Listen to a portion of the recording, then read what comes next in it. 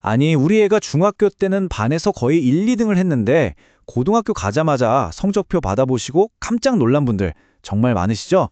분명히 전보다 더 열심히 하는 것 같은데 성적은 왜 뚝 떨어지는 걸까요? 근데요, 이거 굉장히 흔한 현상입니다. 오늘 그 진짜 이유가 뭔지, 그리고 해결책은 없는지 속 시원하게 한번 파헤쳐 보겠습니다. 자, 바로 이 질문입니다. 우리 모두의 궁금증이죠. 도대체 왜 그렇게 잘하던 아이들이 고등학교라는 새로운 문턱 앞에서 갑자기 휘청거리는 걸까요? 여기에는요, 우리가 미처 생각하지 못했던 몇 가지 아주 중요한 단서가 숨어 있습니다. 자, 첫 번째 단서는요. 놀랍게도 숫자 안에 있습니다. 그러니까 아이의 성적 하락이 단순히 노력이 부족해서가 아닐 수 있다는 거죠. 이건 어떻게 보면 그냥 피할 수 없는 수학적인 결과에 가까워요. 이걸 보시면 바로 이해가 되실 겁니다. 중학교에서 A를 받는 것하고 고등학교에서 소위 말하는 1등급 A를 받는 건요, 이름만 같이 완전히 다른 개념입니다. 중학교 A가 어이구 참 잘했어요 하고 찍어주는 도장 같은 거라면요, 고등학교 A는 전교 상위 4% 안에 든 사람만 들어오세요 하는 냉정한 증표 같은 거예요. 그러니까 아이가 변한 게 아니라 평가의 룰 자체가 바뀐 겁니다. 실제 데이터를 한번 볼까요? 전국 중학교에서 A등급, 그러니까 성취도 A를 받는 학생 비율이 평균 28.2%나 됩니다. 반에서 거의 3명 중 1명꼴이죠. 근데요, 이게 고등학교로 가면 어떻게 되느냐? 18.2%로 뚝 떨어져요. 무려 10%나 줄어드는 겁니다. 아이는 똑같이 공부했는데 앉을 수 있는 최상위권 의자가 갑자기 10개나 사라져버린 셈이죠.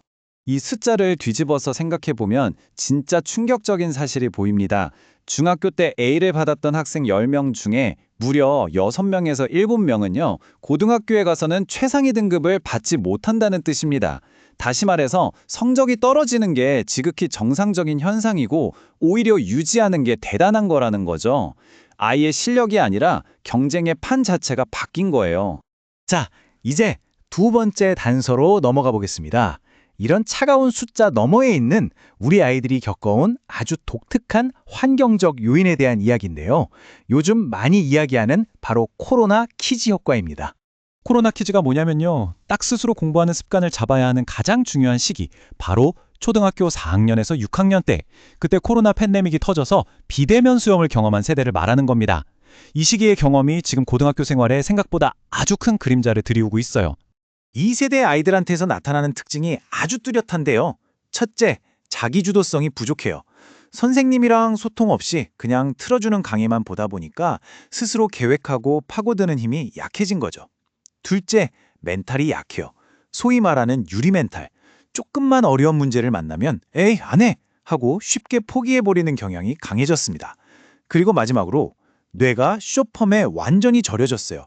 틱톡이나 쇼츠 같은 짧고 자극적인 영상에만 익숙해지니까 길고 복잡한 글을 읽어내는 인내심이 현저히 떨어진 거죠. 근데 이건 아이들 탓이 아니라 그들이 겪어온 환경이 만들어낸 자연스러운 결과물입니다. 그럼 어떻게 해야 할까요? 이 피할 수 없는 숫자 게임과 환경적인 불리함을 그냥 보고만 있어야 할까요? 당연히 아니죠. 이제부터가 진짜입니다. 문제점을 알았으니 이제 해결책으로 넘어가야죠. 고등학교 공부는요, 완전히 새로운 게임입니다. 따라서 뭘 해야 할까요? 바로 새로운 게임의 규칙부터 익혀야 합니다. 이 말이 핵심입니다. 중학교 때처럼 그냥 엉덩이 붙이고 무작정 암기하고 문제만 많이 푸는 성실함만으로는 이제 안 통해요. 내가 상대해야 할 시험이라는 게임의 룰, 즉 우리 학교 선생님의 출제 경향을 냉철하게 분석하는 전략가가 되어야 합니다. 그럼 그 전략을 짜기 위한 가장 강력한 무기가 뭐냐? 바로 기출문제입니다. 그런데 이걸 그냥 심심할 때 풀어보는 건 아무 의미가 없어요. 푸는 게 아니라 분석을 해야 합니다. 최소 3개년치 기출문제를 쫙 펼쳐놓고 우리 학교 선생님이 어떤 유형의 문제를 어디서 어떻게 변형해서 내는지를 거의 프로파일러처럼 파악해야 해요. 그리고 반드시 50분 시간 딱 재고 푸는 실전 연습을 통해서 시간 관리 능력까지 길러야 합니다. 좋습니다. 그럼 이제 좀 더 구체적으로 들어가 볼까요? 학생들이 가장 힘들어하는 핵심 과목별로 어떤 전술에 써야 하는지 그 가이드를 알려드리겠습니다. 수학은요, 틀린 문제를 그냥 다시 푸는 게 아니라 내가 왜 틀렸는지를 의사처럼 진단해야 합니다. 4단계 진단법인데요. 첫째, 원인 파악. 이게 단순 계산 실수인지, 개념을 몰랐던 건지, 문제를 잘못 읽은 건지 정확하게 구분해야 하고요. 둘째, 내 생각에 어디서부터 꼬였는지, 막힌 지점을 정확히 찾아내야 합니다. 그리고 그 원인에 맞는 처방을 내려야죠. 마지막으로 나만의 실수 기록을 만드는 겁니다. 나는 꼭 마지막에 부호를 헷갈린다 이런 식으로요. 이걸 시험 직전에 쫙 훑어보면 같은 실수를 반복하는 걸 막을 수 있습니다. 고등학교 영어는 본문을 달달 외우던 중학교 방식으로는 절대 고득점 못 받습니다. 이제는 문장을 해부할 줄 알아야 해요. 이 복잡한 문장에서 진짜 주어, 동사가 뭔지 뼈대를 발라내는 힘이 필요하다는 거죠. 단어도 비슷한 말, 즉 유의어까지 같이 챙겨야 변형 문제에 대비할 수 있고요. 배점 높은 서술형, 이거 손으로 직접 써보는 연습 안 하면 시험장에서 머리가 하얘집니다. 마지막으로 내가 선생님한테 빙의해서 나라면 이 문장을 어떻게 꼬아서 낼까 하고 예측하면서 공부하는 습관이 정말 중요합니다. 국어, 특히 갈수록 어려워지는 비문학은요, 딱 3가지 습관으로 잡아야 합니다. 첫째, 나만의 언어로 바꾸기. 관조적 태도 같은 어려운 한자어가 나오면 이거 그냥 멀리서 멍하니 본다는 뜻이구나. 이렇게 즉시 쉬운 말로 바꿔보는 겁니다. 둘째는 기본기, 어휘력이죠. 어휘가 안 되면 지문 해독 자체가 안 되니까요. 마지막으로 독해 근육을 키우는 훈련입니다. 헬스처럼요.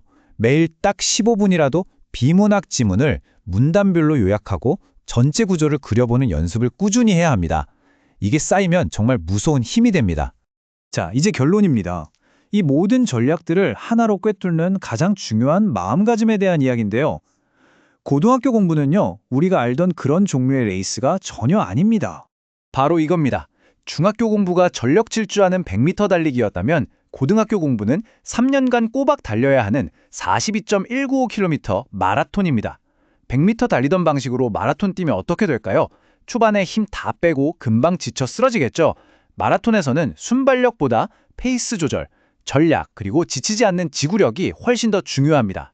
그러니까요, 부모님들 그리고 학생 여러분, 이거 하나만은 꼭 기억해 주세요. 이 기나긴 고등학교 마라톤의 승자는요, 타고난 머리가 제일 좋은 사람이 아닙니다. 자기한테 맞는 전략을 세우고 가끔 지치고 넘어져도 포기하지 않고 끝까지 달리는 사람, 그 사람이 결국 이기는 게임입니다. 중요한 건 꺾이지 않는 마음과 올바른 전략입니다. 마지막으로 스스로에게 이 질문을 한번 던져보시죠. 나의 공부법, 우리 아이의 공부법은 과연 이 긴 마라톤에 적합한 방식일까요? 오늘 이야기가 여러분의 레이스 전략을 다시 한번 점검해보는 좋은 계기가 되셨기를 바랍니다.